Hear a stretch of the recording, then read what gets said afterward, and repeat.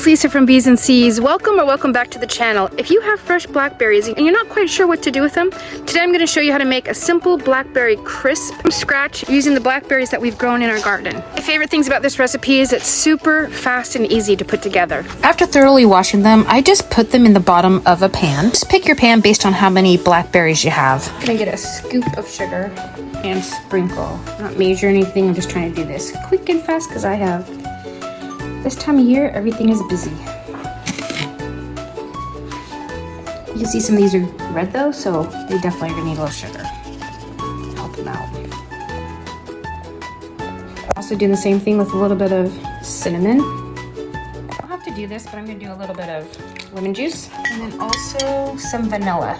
Just going to sprinkle. Gonna gently mix these around, and then I'll taste a berry and see if it tastes really sour. I might add a little bit more sugar, or you don't have to. If you like that real tart contrast to the topping that has some sugar in it also. Gonna taste one. That tasted perfect, so I'm just gonna leave it at that.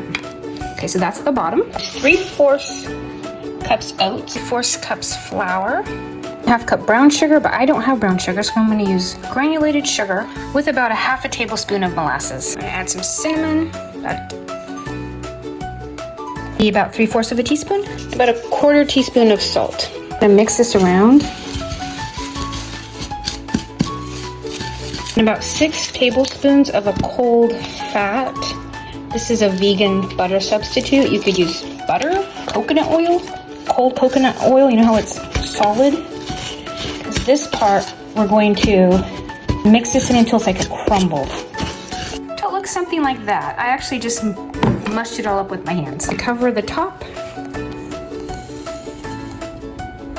This is a big batch. I could have doubled the topping, but this will work. I'm going to bake it at 350 for 45 minutes. Okay, looks ready. I've got a blackberry playlist you can check out if you need more ideas for your blackberries. If you like this kind of video, go ahead and subscribe and I'll see you next time.